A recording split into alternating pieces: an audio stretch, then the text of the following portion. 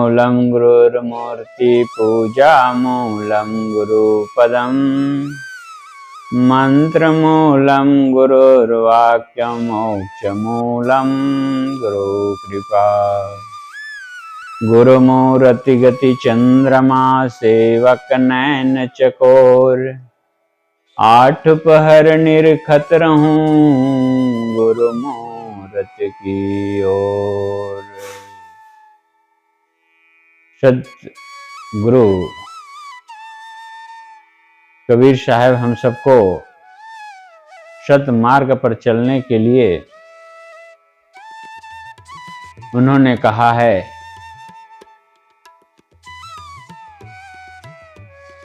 बहुबंधन से बांधिया एक बिचारा जीव, केवल छूटे आपनी केरी छुड़ावे पीऊ।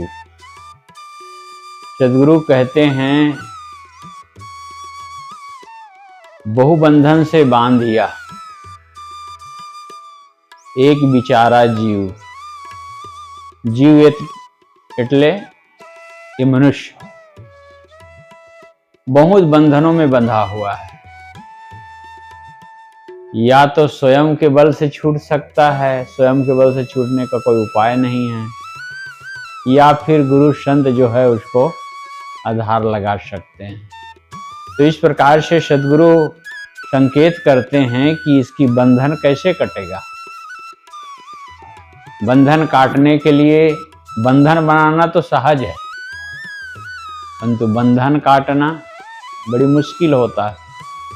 आदमी कोई भी छोटी सी आदत डाल लेता है, चाहे वो बीड़ी पीता हो, मावा खाता हो या शराब पीता हो, कुछ भी दुर्व्यसन अगर जीवन में आ जाता है, ग्रहण करना तो सहज हो जाता है। मित्र संगी साथी मिलते हैं और उसको सेवन कर लेते हैं, परंतु जब छोड़ने का समय होता है तो कितने लोग कहते हैं कि महाराज हमने तो बहुत प्रयास किया छोड़ने का, छूटता नहीं है। कई बार मंदिरों में गए, मंदिरों में जा करके कसम खाया कि हे भगवान मेरा दुर्व्यसन छूट जाए। कई बार संतों के सानिध्य में गया, संतों के पास गया, तो भी जो है जीवन सुधार नहीं हुआ। तो कहते हैं निराश हो जाते हैं, क्योंकि यही इसी को तो छोड़ना है। जीवन में कोई छोड़ने लायक है, मुक्ति की मतलब ही होता है छोड़ते जाना, छोड़ते जाना। महात्मा बुद्ध जब पहली बार घर गया था तो उसका भाई देवदत्त था। देवदत्त ने कहा कि आपने क्या पाया, इतना दिन तक क्या पाया? उन्होंने कहा मैं पाया तो कुछ नहीं, मैं छोड़ा। उन्होंने कहा कि देखो मैंने तो इतना उन्नति किया, इतना राज्य, इतना जो है राज्य पर मैंने उन्नति किया, अपने राज्य को आगे बढ़ाया, और आप? उन्होंने कहा कि मैं कुछ पाने नहीं गया, मैं तो छोड़ने गया था। काम को छोड़ा, क्रोध को छोड़ा, लोभ को छोड़ा और शांति को पाया। तब उनको आश्चर्य लगा। कहने का मतलब है कि जीवन में जो छोड़ना चाहिए वो छूटते जाएगा तो मनुष्य जो है साधन भजन की ओर आगे बढ़ रहा है, और जीवन में कोई सुधार नहीं है तो समझो कि वो वहीं पर रुका हुआ है। सदगुरु संत कहते हैं जब मार्ग मिल जाए तब चलें, और चलें तो वापस न लौटे और रुके ना। जब रुक जाओगे तो भी काम नहीं बनने वाला है, और वापस लौट जाओगे तो भी काम बनने वाला नहीं है। इसलिए सदगुरु कबीर साहब ने कहा कि भक्ति प्यारी राम की, जैसे प्यारी आग, सारा पट्टन जरमुआ बहुरी ले आवे मांग। सदगुरु कहते हैं जिस प्रकार से आग लोगों को प्रिय होती है, भोजन बनाने के लिए आग चाहिए, अगर वही आग पहले तो घर मकान इतनी सुव्यवस्थित नहीं होता था, घास भूस के होता था, और एक घर में आग लग जाती थी तो दूसरे घर में भी आग लग जाती थी, तो दो चार घर आग की चपेट में आ जाते थे। और आग क्या करती है, क्योंकि खाने की चीजों को जला देते, कपड़े लत्ते को जला देते और असुविधा कर देते। परंतु कोई व्यक्ति आग से दुश्मनी करते हैं क्या? आग से दुश्मनी कोई नहीं करता है। घर के सभी वस्तु जल गया है, परंतु जैसे भोजन बनाने का समय होगा तो अपने घर में आग नहीं होगा, तो दूसरे घर से आग मांग करके लोग भोजन बनाते हैं। अगर किसी आदमी की पता चल गया कि ये आदमी ने हमारे घर को जलाया है, तो आदमी क्या करेगा? उसी समय आ जाए तो उस आग में उसको झोंक भी सकता है और मारने और मरने के लिए तैयार भी हो जाए, क्योंकि उनके मन में भाव हुआ, द्वेष भाव आ जाता है, परंतु आग के प्रति नहीं होता है। इसी प्रकार से जब भक्ति मार्ग में जब व्यक्ति चलता है, आराध्य के प्रति उसके स्मरण भजन सुमरण करता है, तो उसी प्रकार से होता है, फिर वो रुकता नहीं है। कितने लोग होते हैं जीवन में जब भक्ति ग्रहण करते हैं, तो भक्ति ग्रहण कई लोग देखा देखी करते हैं, देखा देखी भक्ति करते हैं, और ठीक है, देखा देखी करके एक दिन वास्तविक हो जाता है, देखा देखी करके भी आदमी पहुंचा जा सकता है। तो इस प्रकार से लोग भक्ति तो करते हैं, परंतु भक्ति का जो रंग चढ़ना चाहिए, भक्ति का रंग नहीं चढ़ पाता है। भक्ति के रंग तो तभी चढ़ेगा जब जीवन में उसको धारण करेगा। भक्ति के जो है, तो लोग गुरु से जुड़ते हैं, संत से जुड़ते हैं, तो कुछ चाहना लेकर के जुड़ते हैं कि गुरु जी से जुड़ जाएंगे तो हमारा घर मकान बन जाएगा, हमारे बच्चे के शादी ब्याह हो जाएगा। अनेक कामनाएं और चाहनाएं लेकर के आदमी जो है गुरु संत से जुड़ते हैं, तो उनसे वो लाभ मिलना चाहिए, वो लाभ नहीं मिलता, क्योंकि आपको कहाँ जाना चाहिए था? जहां ये चीज देने वाला है वहां पर जाना चाहिए था, और वहां पर आ गए। आज कितने लोग मंदिरों में जा करके क्या आचना करता है? यही तो आचना करता है कि हमारा जो है घर में धन आ जाए, पद मिल जाए, प्रतिष्ठा मिल जाए। मंदिरों में जा करके, किसी ने बड़ा सुंदर कहा है कि मंदिरों में पुजारी नहीं आते, भिखारी लोग आते हैं। भिखारी लोग आते हैं, भीख मांगते हैं। इसी प्रकार से अनेक चाहनाओं लेकर के जो व्यक्ति प्रार्थना में जाता है तो वहां नहीं पहुंचता है। प्रार्थना तो निष्काम दशा है, वहां कोई मांग नहीं है, वाह, मांग के रहित है। क्योंकि ये उपासना जो होते हैं, गुरु संत के जो उपासना होते हैं, वो उपासना अपने स्वरूप का बोध दिलाता है। अपनी वास्तविक स्वरूप आप कौन हो, इनके बारे में आपका बोध हो जाएगा, आपके मन में शंका समाधान होगा। प्रत्यक्ष लिए कहा गया है कि गुरुर ब्रह्मा गुरुर विष्णु गुरुर्देवो महेश्वरा गुरुर साक्षात पर ब्रह्म तस्मै सद्गुरुवे नमः। अर्थात साक्षात, साक्षात का मतलब होता है आमने और सामने, प्रत्यक्ष है। तो इस प्रकार से प्रत्यक्ष साधु गुरु के द्वारा हमें क्या मिलता है? बोध मिलता है, ज्ञान मिलता है, और इन्हीं ज्ञानों को उजागर करने के लिए बार बार सत्संग की जरूरत पड़ता है। इसलिए कहा गया है कि जीव जब छूटेगा, कैसे छूटेगा? इसलिए कहा है कि संत गुरु, संत सहायक जीव के, संत ही पार लगाए, औरन से यह होय नहीं जो भ्रम भूल भगाए। तो गुरु कहते हैं असली संत के अगर हितैषी है, प्रेमी हैं, तो कौन है? संत है। आप रिश्तेदारों के यहाँ जाते हो, रिश्तेदारों से हालचाल पूछते हो, कुशल मंगल पूछते हो, ये नहीं पूछते हैं कि क्या कहते हैं कल्याण के काम हो रहा है कि नहीं, भजन करते हो कि नहीं करते हो। ये सारे चर्चा जो है गौण हो जाता है। कुशल मंगल पूछ लेना है तो स्वाभाविक है, आमने सामने मिलता है तो पूछा भी जाता है, परंतु हमारे कोई हित की बात करता है, कल्याण की बात अगर करता है तो संत गुरुजन होते हैं। और संत गुरुजनों की जो है अनुसार से चल करके ये जीव का कल्याण होता है। इसलिए कहा गया है कि संत सहायक जीव के संत ही पार लगाए, औरन से यह होए नहीं जो भ्रम भूल भगाए। भ्रम और भूल, भ्रम हम अपने आप को नहीं जानते हैं, भ्रम है। अब भूल अपने स्वरूप को भूले हुए हैं, अपने राम को भूले हुए हैं। राम को जानो, वह राम कहाँ है? कहीं बाहर राम होगा तो बाहर के बाहर छूट जाने वाला होगा। अगर हमारे ओरिजिनल राम हैं, वास्तविक राम है, वो छूटने वाला नहीं। इसलिए कहा है कि सब घट मेरी साइयां सुनी सेज न कोय। सभी घट में जो बोलता है मैं, जो धुन लगाता है, वही राम पर सदगुरु कबीर साहब इशारा करते हैं।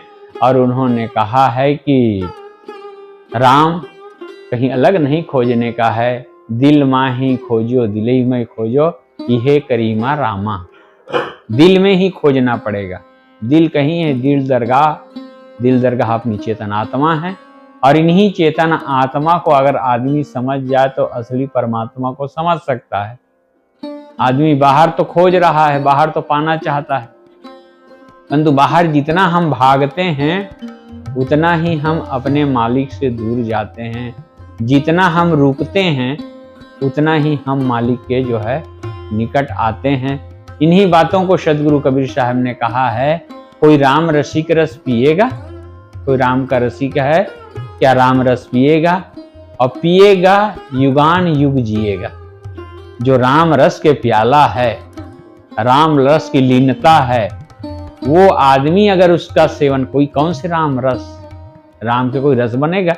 अरे केरी के रस जानते हैं, मुसब्बी के रस जानते हैं, संतरे के रस जानते हैं, परंतु राम का रस जो होता है वो बिना प्याला के पिया जाता है। और जिसको खुमारी लग जाता है, खुमारी जिसके चढ़ जाती, इसलिए साहब कहा कि मन मस्त हुआ फिर क्यों बोले। वाह, जो उसको पी लेगा तो क्या हो जाएगा? वो मस्त हो जाएगा, उसको फिर बोलना नहीं। साहब ने इसी को लेकर के कहा है कि आंख न मूंदूं, कान न रूंदूं, काया कष्ट न धारूं, अब खुले नैन हंसी हंस पहचानो, सुंदर रूप निहारो। जो जिसका मैं रूप निहारता हूं वो तो मेरे सामने है। जो प्राणी जगत है, इसलिए साहब को कहना पड़ा, सरगुण की करी सेवा, निर्गुण का करो ज्ञान, और सरगुण निर्गुण से परे तहां हमारा ध्यान। सदगुरु कहते हैं शगुन भगवान की सेवा करो। कौन है शगुन भगवान? ये जो प्राणी जगत है यही शगुन भगवान है। जितने प्राणी जगत में मनुष्य है, सगुन भगवान है। इनकी सेवा करो, इनकी पूजा करो। तो मनुष्य की सेवा पूजा क्या है? कि आरती लेकर के उसके सामने घुमाओ, यही पूजा है। उनकी सेवा करना ही पूजा है, उनकी सेवा कर देना ही पूजा है। इसलिए सगुन भगवान की जो है पूजा करो। और निर्गुण का करो ज्ञान। निर्गुण कौन? निर्गुण कहा जाता है, आत्मा के लिए कहा जाता है। और जितनी ज्ञान जो है निकली है, वो कहां से निकली है? यही आत्मा से ही तो निकली है। सारे ज्ञान विज्ञान के केंद्र में कौन है? मनुष्य है, और मनुष्य की आत्मा है। तो इसलिए निर्गुण के मतलब होता है इसमें तीन गुण नहीं है। त्रिगुणात्मक जगत है। कौन सी त्रिगुणात्मक? रज सत और तम, ये त्रिगुणात्मक जगत है। और त्रिगुणात्मक जगत जिधर भी आप नजर फैलाओगे, सारे त्रिगुणात्मक सृष्टि आपको मिलेगा, जगत मिलेगा। परंतु इस चेतन आत्मा में त्रिगुणात्मक जो है नहीं है। इसलिए इसको कहा जाता है निर्गुण। गुण गुणों से संपन्न है, परंतु ये तीन गुण नहीं। रजोगुण ब्रह्मा, तमोगुण शंकर, सतोगुणी हरि होई। रजोगुण ब्रह्मा, रजो का मतलब, रज मतलब क्रिया। कोई भी चीजों का निर्माण जब होगा तो क्रिया होगा, तभी निर्माण होगा। क्रिया करते हैं, मकान बनाने के लिए क्रिया करना पड़ा, कर लिया गया। अब ये कुछ समय रहेगा, क्रिया करने के बाद सत्य के कारण से कुछ समय रहेगा, और तम के कारण से ये विनाश की ओर चला जाएगा। तो इसलिए संसार के हर चीज में जो है क्षीणता है, परिवर्तनशीलता है। क्षणभंगुरता है, परंतु ये चेतन आत्मा जो है इसको आदमी नहीं समझता है। आपके अंदर अमृत है और अमृत का केंद्र कहीं बाहर नहीं है, अमृत का केंद्र आपके अंदर है। जब आप अपने स्वरूप में जब आप ठहरने लगते हैं, स्थिर होने लगते हैं, तब आपको अमृत का जो है अनुभव होने लगता है। क्योंकि जहां तक मन है, जहां तक मन है वहां तक जो है अपनी चेतना का क्षेत्र नहीं है। मन का क्षेत्र अलग है, तन का क्षेत्र अलग है और चेतना का क्षेत्र अलग है। तो आदमी, अधिकतर आदमी किस में भूला हुआ है? तन में भूला हुआ है। तन को ही सब कुछ मानता है और सब कुछ मान करके फिर उसमें से जो जो क्रिया करना है उसमें से क्रिया कर लेता है। कुछ लोग उससे ऊपर उड़ते हैं तो मन के क्षेत्र में आते हैं, मन के क्षेत्र में आकर के जो है मन की विस्तार में पड़ जाता है। और कुछ ऐसे भी होते हैं जहां पर हमारा मन जो है शांत होता है, वहां पर अपनी चेतना में हम अपने सहज दशा में, हर आदमी अपने सहज दशा में आना चाहता है, परंतु सहज दशा में कब आएगा? सहज दशा में आने के लिए मन इंद्रियों को छोड़ना पड़ेगा, मन इंद्रियों के पार जाना पड़ेगा, तभी हम अपने सहज अवस्था में जा सकते हैं। इसलिए कहा जाता है कि आदमी जब सोने जाता है तो सुसुप्ति अवस्था में जब जाता है, सपना में रहता है तो दो जहन से उलझता रहता है। सपना भी होगा तो दो जहन में उलझता रहता है, परंतु सपना से जब अंदर जाता है, गहराई में जाता है, तब वहां सपना नहीं रहता है, वहां स्वयं रहता है, अकेले रहता है। परंतु वो क्या होता है? बेहोशी दशा होता है, वहां जागृति नहीं रहती है। इसीलिए तो कहा जाता है कि मौन, जितना आप शरीर में सो करके सुसुप्ति में ताजा होकर के उठते हैं, दिन भर थके रहते हैं और दिन भर के थकान के बाद जब आप थोड़ा समय सो जाते हैं, गाढ़ी नींद में पहुंच जाते हैं, तो आप एकदम तरोताजा होकर के उठते हैं, परंतु वो बेहोशी दशा रहता है। और इसी दशा को आप मौन की स्थिति में चले जाते हैं, मौन होते हैं, जहां आपके अंदर शब्द का गूंज नहीं होता है, मौन दशा होता है। तो वह मौन दशा में आप उनसे भी ज्यादा जो है क्या होते हैं? ताजा हो जाते हैं। तो इस प्रकार से सद्गुरु हम सबको संकेत करते हैं, वहां तक पहुंचने के लिए पहले तो कचरा को झाड़ना पड़ेगा। किसी ने बड़ा सुंदर कहा है, तूने आंगन नहीं बुहारा, तूने आंगन नहीं बुहारा, कैसे आएंगे भगवान, कैसे आएंगे भगवान। आंगन कौन?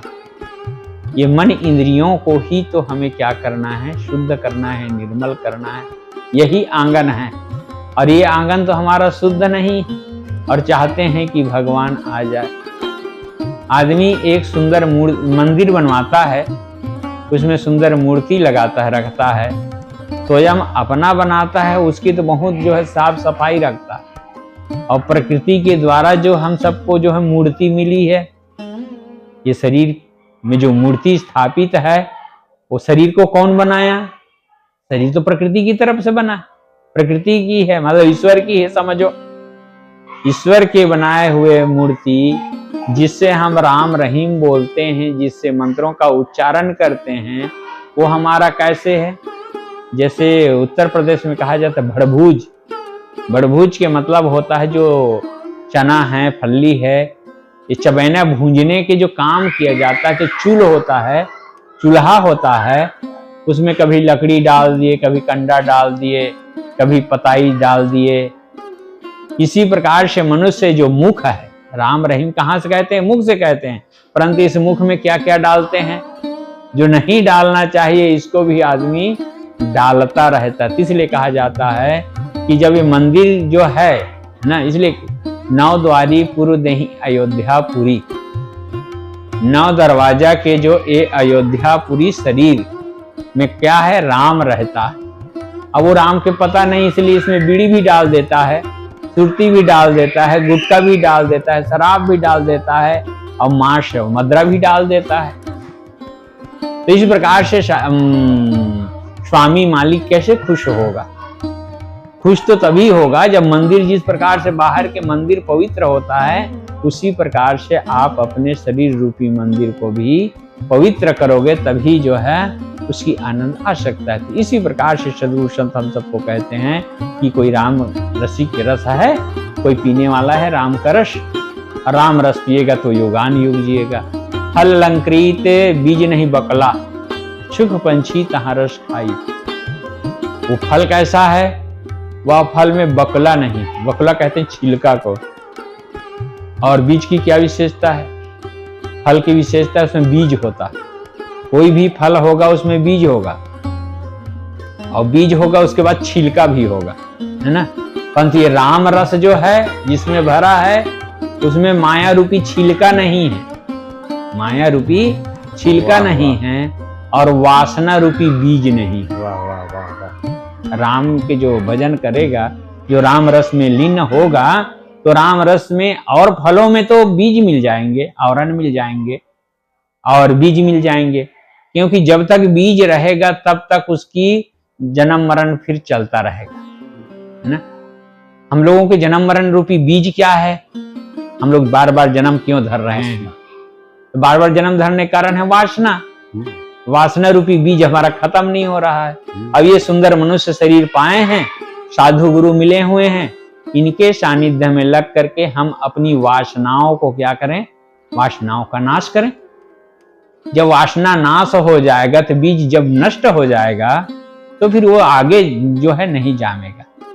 चना का बीज है और गेहूं का बीज है, आप उसको क्या करें? भूंज दो, आग में भूंज दो, तो आग में भूंज देने से क्या हो जाएगा? वो फिर नहीं जामेगा। देखने में तो लगेगा कि ये चना का बीज है, परंतु जागने की शक्ति उसका नष्ट हो जाता है। इसी प्रकार से आदमी की जब धीरे धीरे संतों के संग करते करते उसकी वासना धीरे धीरे छीन्न होता है, तो देखने में तो मनुष्य लगेगा। हम लोग कहते हैं ना साधु गुरु और हम में कोई अंतर थोड़े दिखाई देता है, कोई अंतर नहीं है, परंतु अंतर तो बहुत है। वो जमीन और आसमान के अंतर है, क्योंकि हमारा मन विषयों में भटकता रहता है और संत गुरुजन के मन जो होते हैं विषयों से अलग होते हैं, ऊपर उठा हुआ होता है। तो इसी प्रकार से इन दशाओं में जब आदमी धीरे धीरे पहुंचता है, तब उसके चित्त होता है निर्मल। निर्मल चित्त के लिए कहा जाता है कि लोग कहते हैं कि भाई मन को शुद्ध करना है, मन को निर्मल करना है, तो कहते हैं कि अच्छा संगत करो, अच्छा ग्रंथ को पढ़ो, अच्छा प्रवचन सुनो, कहा जाता है। परंतु चाहे अच्छा सुनो कि खराब सुनो, दोनों में चित्त जो है क्या होता है? दूषित होगा। अच्छा में भी होगा और खराब में भी दूषित होगा। तो क्या होना चाहिए वहां पर? निर्मल दशा तभी माना जाता है क्योंकि विचार रहित दशा है। और विचार रहित दशा कब आएगा? धीरे धीरे आता है। तो इसलिए आदमी को चाहिए कि अपने मन को शुद्ध करने के लिए पहली तो आधार लिया जाता है, और आधार लेकर के आगे बढ़ते हैं। और जब धीरे धीरे जब आधार मिल जाता है, तो उसको छोड़ करके निराधार हुआ जाता है। जैसे छोटा सा बच्चा हो, उसको चलना हो, तो क्या करेगा? वो कुर्सी को पकड़ के खड़ा होगा, दीवार को पकड़ के खड़ा होगा, खाट को पकड़ करके खड़ा होगा, माता पिता के उंगलियों को पकड़ करके खड़ा होगा। जब वो धीरे धीरे खड़ा होकर अभ्यास करता है, जब चलने लगता है, तो फिर किसी की जरूरत नहीं पड़ती है। इसी प्रकार से भक्ति क्षेत्र में पहली तो आधार चाहिए, साधु गुरु के आधार चाहिए। और संत गुरुजन आधार जब दे देते हैं, तो धीरे धीरे हमें समझ में आ जाता है। इसलिए कहा गया है, सो सद्गुरु मोहि भावे, जो आवागमन लखावे। मेरे को वही सद्गुरु अच्छा लगता है जो आवागमन का नाश करता है। आवागमन के मतलब होता है, दो ही दुख है संसार में, एक जन्म का दुख है, दूसरा मरण का दुख है। जन्म लिए तो पता था, दुख का कोई पता नहीं था। वो तो बच्चे को रोते देखते हैं, तब हमें पता लगता है कि बच्चे रो क्यों रहे हैं। दुखी में तो रोता है, सुख में तो रोएगा नहीं। तो रोता है तब अनुभव होता है कि इसको दुख हो रहा है, कुछ ना कुछ पीड़ा हो रहा है। इसी प्रकार से दो दुख है और इन दोनों दुखों से छूटने के लिए हम जो है साधु गुरु के पास जाते हैं। गरज हमारी होती है, हम संतों के पास इसीलिए जाते हैं, हम गरजी हैं और जा करके उसकी गुलामी करते हैं, उसकी सेवा करते हैं इन दुखों से छूटने के लिए। और दुखों से छूटने के लिए आप सब जानते ही हैं महात्मा बुद्ध के जीवन में सब कुछ था। माता पिता थे, बड़े हो जाने पर शादी ब्याह हो गया, बाल बच्चे भी थे, परंतु उसको एक दुख खटकता था और जीवन में दुख निवारण के लिए उन्होंने क्या किया, घर को छोड़ करके चला गया। जिस चीज को पाने के लिए उन्होंने प्रयास किया उसमें बहुत बड़ा तपस्या था, क्योंकि राज्य को भी उसमें क्या किया था, राज्य को भी छोड़ना पड़ा, पत्नी बच्चों को भी छोड़ना, दांव में लगा दिया सबको। और दांव में लगा करके एक समय उसको वो चीज मिल गया जिसके लिए वो जो है गया था। और यही चीज हम लोगों को चाहिए कि हम लोग परिवार में रह करके भी, पहले तो बहुत साधना भजन भक्ति करते थे, तब लोग थोड़ी सी जो है उन्नति कर पाते थे, कुछ चीज पा पाते थे। और आज तो सदगुरु कहते हैं, एक शब्द गुरुदेव का ताका अनंत विचार, थाके मुनिजन पंडिता वेद न पावे पार। एक शब्द गुरुदेव का, कौन सा एक शब्द है, यही कल्याण मोक्ष, एक शब्द, इसके अनेक व्याख्या किया जा रहा है। एक शब्द गुरुदेव का ताका अनंत विचार, थाके मुनिजन पंडिता, बड़े बड़े कहलाने वाले मुनि पंडित ज्ञानी इसकी चर्चा करते करते थक जा रहे हैं, परंतु जहां पर विवेकी संत जन होते हैं वहां पर ये जो सहज में किया जा सकता है। घर गृहस्थी में आदमी रह करके भी उस रास्ते पर चल सकता है। लोगों ने इसको पाने के लिए बहुत बड़ा तपस्या किया। किसी ने तो उसको पाने के लिए एक हाथ उठा दिया, ऐसे उठा देते हैं एक हाथ, उसको कहते हैं जो है हाथ उठा देते हैं, और तपस्या के नाम पर खड़ेश्वरी रहते हैं। आप लोग जब जूनागढ़ कभी जाते होंगे तो वहां देखे होंगे ऐसे ऐसे तपस्वी मिलेंगे कि 12-12 साल तक जो है मौन है, 12-16 साल तक खड़े हैं, पैर जो है खंभे की तरफ फूल गया है, उसमें ममाद बहता है, हाथ लकड़ी की तरह सूख जाता है। किसके लिए? वो परमात्मा को पाने के लिए। इसलिए कहा गया है कि सदगुरु संत जो सानिध्य मिल जाता है तो सहज में हम सबको क्या हो जाता है, सहज में मिल जाता है। तपस्या भजन भक्ति की जो रहस्य है सदगुरु संत हम सबको बताते हैं कि जीवन में जो रहस्य है उसको पाना चाहते हैं, वो कहीं अलग नहीं है, जीवन में ही छिपा हुआ है। जीवन में बहुत सारे चीज छिपा है, उसको प्रकट करना है। हर आदमी के जीवन में उस परम तत्व को पाने की स्वयं अधिकार है। जैसे पानी सबको चाहिए, सबके पास है, हवा सबके पास है, जमीन सबके पास है। जो 5 तत्व है, 5 तत्व सबके लिए है। इसी प्रकार से 6वां तत्व जो जिसको हम सब पाना चाहते हैं, जानना चाहते हैं, वो सबके लिए उपलब्ध है, परंतु जो जितना करेगा उसको उतना मिलता है। तो मैं कह रहा था, सदगुरु संतों की वाणी पर विचार कर रहा था कि भक्ति प्यारी राम की भक्ति ऐसे प्रिय होनी चाहिए जो कोई भी विघ्न बाधाएं बहुत आती है। जब भक्ति मार्ग में जब चलने लगो ना तो अनेक प्रकार से विघ्न बाधाएं आती है, और इन विघ्न बाधाएं परीक्षा की तरह होता है, और इसमें आदमी तटस्थ हो जाता है, तब उसके फिर आगे उसकी फल मिलता है। और कौन कौन ने फल पाया आप सब जानते ही हैं। इसलिए कहा गया है कि जो भक्ति का जो फल होता है वो जो करता है उसको मिलना प्रारंभ हो जाता है। मीरा ने किया, मीराबाई के बारे में नाम जानते हो ना। मीरा का गुरु कौन था? मीरा के गुरु रैदास था, है ना। वो सत्संग प्रेमी थे, सत्संग में जाते थे। बाद में पता नहीं है कृष्ण से जोड़ दिया गया है। और रैदास जी के आप बारे में जानते ही हैं, वो कृष्ण के भक्ति नहीं करते हैं, याद रखिएगा। रैदास महाराज जी हैं, वहां हुए हैं, तो कृष्ण के भक्ति वो नहीं करता है, परंतु मीरा जो है कृष्ण के भक्ति करता। मतलब उसका गुरु कौन थे? रैदास से। तो गुरु जो अनुसार जिस ज्ञान में चलेगा उसी प्रकार से शिष्य को तो ज्ञान देगा, कि अलग ज्ञान दे देगा, अलग ज्ञान तो नहीं देगा। तो इसी प्रकार से दोनों में जो है लगता तो है, एक तरफ तो उसको गुरु भी माना जाता है और उसकी भक्ति की लाइन जो है अलग है। कहने का मतलब है कि भक्ति करके जो है मीरा ने जो पाया, भक्ति करके सबरी ने जो पाया, और भक्ति करके गोस्वामी जी ने जो पाया, और जिन जिन बड़े पुरुषों के जो हम नाम लेते हैं, सब ने भक्ति करके जो है धीरे धीरे रे मना धीरे सब कुछ होए, अब माली सींचे सौ घड़ा ऋतु आवे फल होए। तो इस प्रकार से सद्गुरु संत हम सबको संकेत करते हैं जीवन के रहस्य को समझने के लिए। इसलिए सद्गुरु को कहना पड़ा कि जाको, जिसको हम खोज रहे हैं उसके लिए कहा गया है कि ब्रह्मा विष्णु और महेश, और यहां तक नहीं 88,000 ऋषि मुनि जिसका धारणा ध्यान समाधि लगाते हैं, वो कहाँ है? सो तेरे घट माही विराजे परम पुरुष अविनाशी। साहब ने पता बताते हैं कि ब्रह्मा विष्णु और शिव ये भी किसी के ध्यान करते रहे होंगे कि नहीं? ये लोग भी तो ध्यान करते रहे। और उसके बाद 88,000 ऋषि मुनि, ये लोग किसके ध्यान करते रहे होंगे? ये लोग भी तो कुछ ही करते रहे होंगे।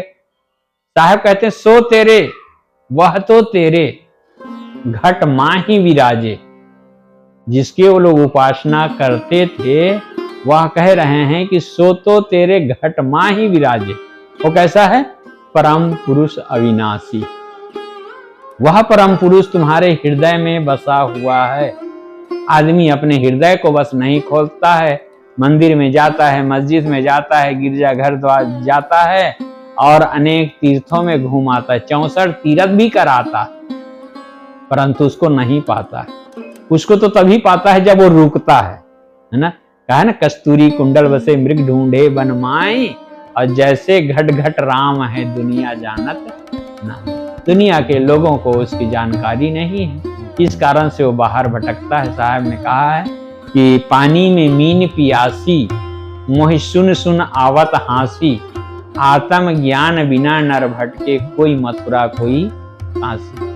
ज्ञान ना होने के कारण से आदमी भटक सकता है। जब धीरे धीरे स्रोत मिल जाएगा ज्ञान का, तो उसको भटकाव क्या हो जाता है? बंद हो जाता है। और इसीलिए सद्गुरु को कहना पड़ा, भूल मिटे गुरु मिले पारखी। भूल तो मिटेगा, परंतु विवेकी गुरु मिलेगा तब। गंजेड़ी गुरु मिल जाएगा तो कहोगे लाओ बच्चे गंज लगाओ, दम लगाना सीख जाओगे, है ना? तो इसी प्रकार से सद्गुरु कहते हैं कि भूल तो मिटेगा, परंतु विवेकी सद्गुरु संत मिलेंगे। भूल मिटे गुरु मिले पारखी, पारख देई लखाई। पारख का मतलब होता है ज्ञान। ज्ञान कहाँ है? ज्ञान हर जीव में है। ज्ञान के बारे में जो है, दुख सुख का ज्ञान किसको होता है? दुख सुख का ज्ञान होता है आपको होता है। तो इसी प्रकार से ज्ञान के केंद्र होने के कारण से मनुष्य अपने दुखों से तभी छूट सकता है जब विवेक करेंगे, विचार करेंगे, सत्संग करेंगे और भक्ति करेंगे। क्योंकि ये त्रिवेणी है, ज्ञान भक्ति और सत्संग। यही त्रिवेणी में आदमी स्नान कर लेगा तो उसके जीवन सफल हो जाएगा। परंतु आदमी तीर्थों में तो जाता है, स्नान तो करता है, बाहर से स्नान करने से शरीर के मैल धुलता है, और सत्संग में बैठ करके सत्संग रूपी स्नान से हमारा मन का मैल धुलता है। क्योंकि तन में मैल नहीं लगा है, लगा है मन में। मन को ही शुद्ध करना है, मन को ही साफ करना है। और मन के साफ करने के लिए सद्गुरु संत जन बताते हैं कि कोई सुमरन करते हैं, कोई ध्यान करते हैं, कोई चिंतन करते हैं, कोई अनेक प्रकार से साधना पद्धति में चल करके जो है अपने आप को जो है आगे बढ़ाते हैं। तो इस प्रकार से सद्गुरु कबीर साहब हम सबको जो है ज्ञान के आधार देते हैं, विचार देते हैं।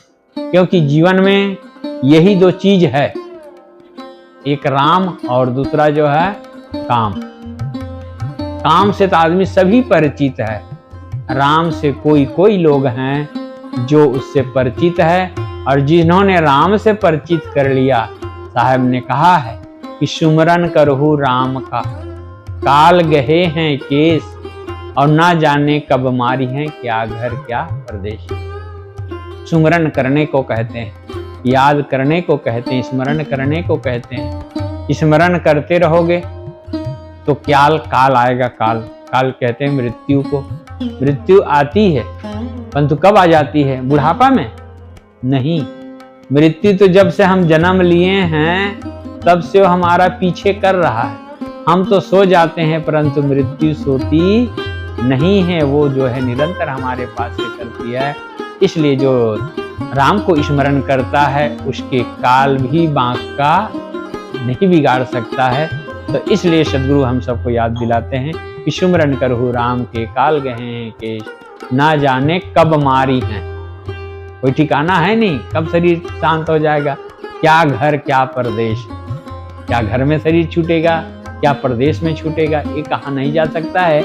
इसलिए जब तक हमारे पास विवेक विचार है, होश है, तब तक हम अपने आप को पकड़ें। और अपने आप को पकड़ना बड़ी मुश्किल है।